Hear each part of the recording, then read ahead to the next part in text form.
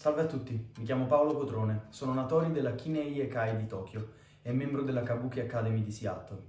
Ho studiato e continuo a studiare ancora oggi shamisen e musica e canto del teatro giapponese con la maestra Mariko Ono. Natori, letteralmente portatore del nome, è un titolo dato dal gran maestro di una scuola ad uno studente che diventa a tutti gli effetti professionista in un campo artistico e musicale e gli permette di esibirsi con il proprio nome da palco.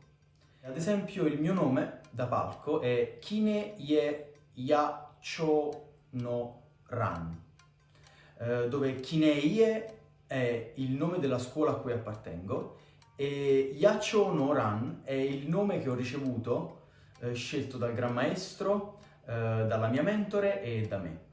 Significa farfalla crescente della tempesta ed è composto dai kanji di Ya, portato dal gran maestro, Cho, portato dalla mia maestra, e Ran, portato da me. Ho cominciato a lavorare a questa serie dopo un lungo apprendistato che è ancora in atto, per introdurre qui in Italia un argomento poco conosciuto, che è appunto il teatro giapponese. Tra la storia e gli strumenti, tra le origini e oggi, per sensibilizzare e arricchire un po' la conoscenza di questa arte che qui è completamente sconosciuta. Comincerò da uno degli strumenti giapponesi più conosciuti probabilmente, che è lo shamisen.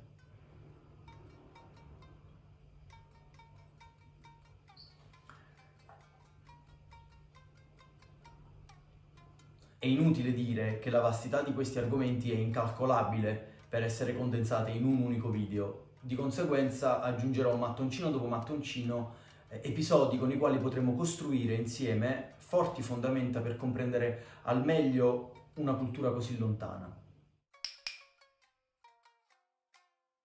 Questo strumento è la parte fondamentale del teatro kabuki. Kabuki oggi è una parola composta, ma in passato era usata per descrivere qualcosa di stravagante. Infatti il verbo kabuku significa proprio essere strano, essere insolito.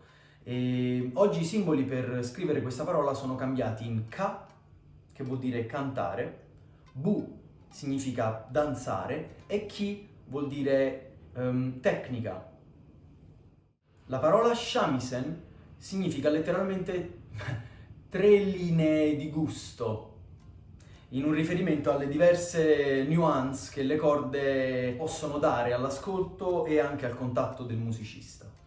Lo shamisen è uno degli strumenti, dei liuti ed anche degli strumenti più antichi a oggi esistenti. Trova le sue origini in Mesopotamia, quindi 6.000 anni fa, se non di più. Al tempo però era conosciuto come gishgudi. Era simile, molto simile allo strumento che ci è arrivato oggi. Probabilmente cambiava la costruzione il tiraggio della pelle, e il tipo di corde e alcuni piccoli cambiamenti, forse anche addirittura il tipo di attacco delle corde. Successivo alla Mesopotamia è il suo spostamento in Egitto. In Egitto prende il nome di Nefer, che significa bellezza. Il significato del geroglifico per rappresentare questo strumento è ancora oggi motivo di dibattito fra gli egittologi. Alcuni pensano sia un cuore, un vaso, però diciamo personalmente mi sembra assolutamente uno shamisen. La sua migrazione nelle epoche umane lo porta sempre di più verso il lontano oriente, facendogli toccare India e Cina, dove prende il nome infine di Sanxian. La tradizione vuole che lo shamisen sia arrivato ad Osaka nel 1562 dalle isole Ryukyu e con il nome di Jamisen. Inizialmente fu considerato una novità musicale paragonabile quasi ad un giocattolo, fino a che non passò nelle mani dei suonatori di biwa. I musicisti tradizionali di biwa apportarono numerose e importantissime modifiche alla fisionomia dello strumento e alla tecnica e all'utilizzo di alcuni strumenti. Per esempio aggiunsero il bachi, che è un plettro, però bachi significa bacchetta in realtà in giapponese. Difatti lo shamisen viene colpito, la corda viene percossa fino a toccare la pelle. Il shamisen originario utilizzava pelle di serpente, fu utilizzata poi pelle di gatto e da questa pelle fu trovato un nuovo metodo di tiratura, un nuovo metodo di accordatura, fu più resistente e arricchì il suono dello strumento stesso, aiutato anche dallo suono del sawari, che non è altro che la vibrazione prodotta dalla prima corda dello shamisen, quindi questa, al minuscolo contatto con il legno.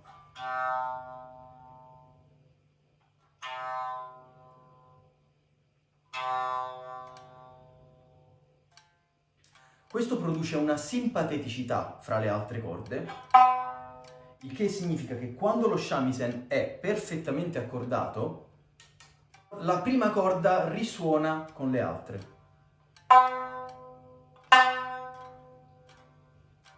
Dopo questa importante trasformazione siamo arrivati allo shamisen di oggi. Prima di tutto, il tenjin.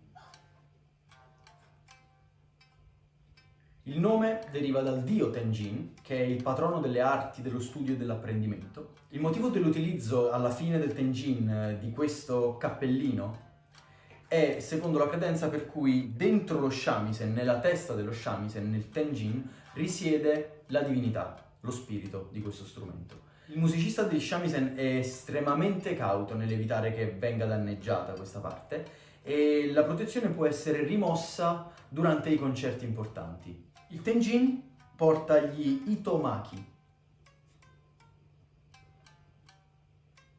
letteralmente giracorde, anzi girafili.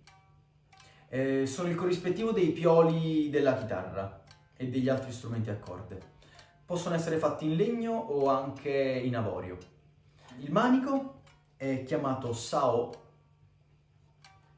Dipendentemente dal tipo di shamisen ha diverse grandezze.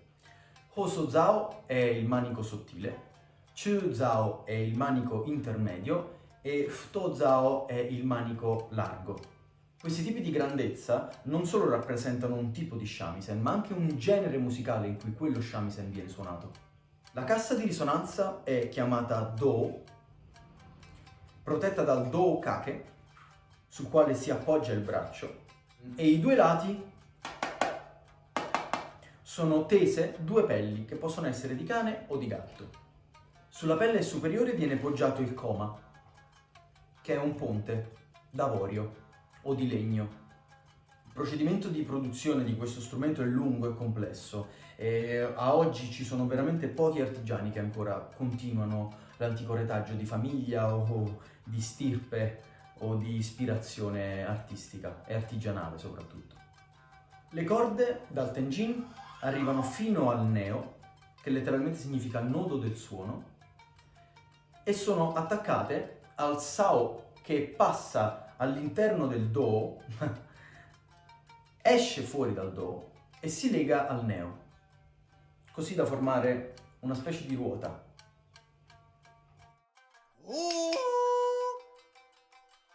I primi suonatori di shamisen erano cantastorie che precedentemente suonavano la biwa nei distretti di Osaka e Kyoto.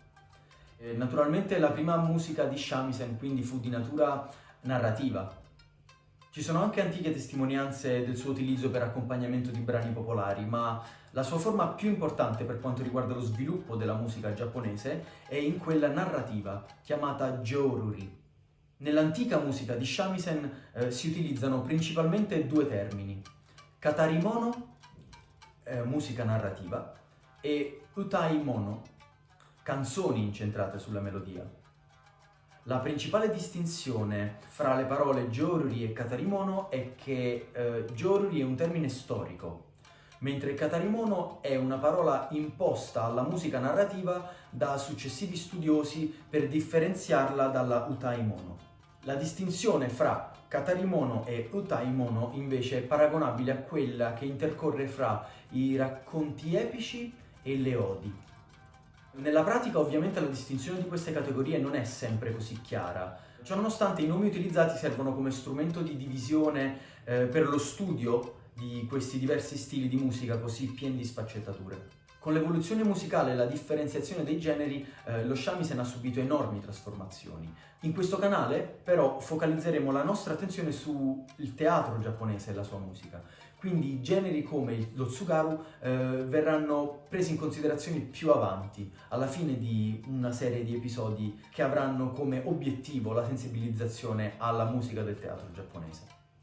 Partendo dall'utaimono e dal katarimono sono nati una serie di generi come il Gidaio Bushi, il Kiyomoto, lo Satsuma Bushi, che sono stati, insieme a molti altri, fusi insieme, formando il Nagauta, che ha preso le parti appunto più importanti degli antichi sottogeneri per dar vita alla musica coesa che è arrivata fino a noi. Nagauta, letteralmente lunga canzone, è il frutto di un enorme e complesso passato musicale della musica giapponese utilizzata nel teatro kabuki. Un ensemble completo di Nagauta, chiamato Ohayashi, produce un effetto quasi orchestrale. È composto da 7 cantanti, 7 suonatori di shamisen, 5 percussionisti e un flautista. Il valore di questo ensemble non è nella sua strumentazione in quanto strumento, ma nell'utilizzo di questa strumentazione. Per poter capire questa cosa in modo più semplice basta partire dalle premesse base su cui la nostra musica, quella occidentale, si costruisce e si forma. La musica come la conosciamo consiste in 3 elementi: melodia, armonia e ritmo. L'elemento melodico è il centro della musica, espressione di logica e di pensiero. Il ritmo invece aumenta il livello di esposizione della melodia, quindi la supporta con accenti o contrasti. La funzione dell'armonia è infine quella di colorare la melodia e il ritmo e forzarli in questo movimento tramite tensioni o fermi con accordi che seguono il contesto tonale. Quindi la melodia da sola crea tensioni e rilasci, ma l'armonia e il ritmo li intensificano o li rilassano. Nel Ohayashi la voce e lo shamisen conferiscono al brano l'elemento melodico di base. Alcune volte un flauto di bambù come Takebue, Shinobue, Nokan vengono aggiunti a questa melodia e 3 tamburi qui dietro, Otsuzumi, Kotsuzumi e Taiko, ci sono diversi tipi di taiko, ne parleremo più avanti, suonano un ritmo di supporto. È possibile però che i tamburi e il flauto anche possano suonare schemi completamente indipendenti dal brano suonato, anzi dalla melodia del brano stesso, sia ritmicamente che melodicamente. Ciò spesso li rende colori aggiunti e elementi di enfasi di enorme importanza. Analizzandoli più da vicino noteremo comunque enormi congruenze, anche se sono così diversi. Quindi la teoria di tensione e di rilascio della musica del teatro giapponese, guidata dal flauto e dal tamburo, asserve a una funzione come l'armonia occidentale asserve alla funzione appunto di tensione e rilascio. Riguardo invece alla composizione della musica del teatro giapponese e a una sua attenta analisi, parlerò più avanti. Ci sono tantissime cose che vorrei dire e delle quali vorrei rendere partecipe tutti voi che vi avvicinate a questo mondo. La ricchezza e la bellezza di questo argomento è vasta e antichissima, però per adesso preferisco terminare il primo video di questa serie di episodi con le parole di uno dei più grandi studiosi di questo genere musicale. Il Nagauta è un genere musicale popolare e virile e offre un grande piacere a chiunque lo ascolti e impari cosa ascoltarvi. Capendo la storia, l'estetica e i principi fondamentali di questa musica, si può sviluppare un grande rispetto per quei musicisti giapponesi che l'hanno creata. Per chi si imbarca in un viaggio di ascolto attivo, i suoi sforzi saranno ampiamente ripagati con l'apertura di larghe vedute su una nuova esperienza musicale e di piacere. Da qualsiasi punto di vista, lo shamisen e le sue tante musiche hanno servito e servono ancora oggi funzioni vitali al nucleo stesso della musica giapponese.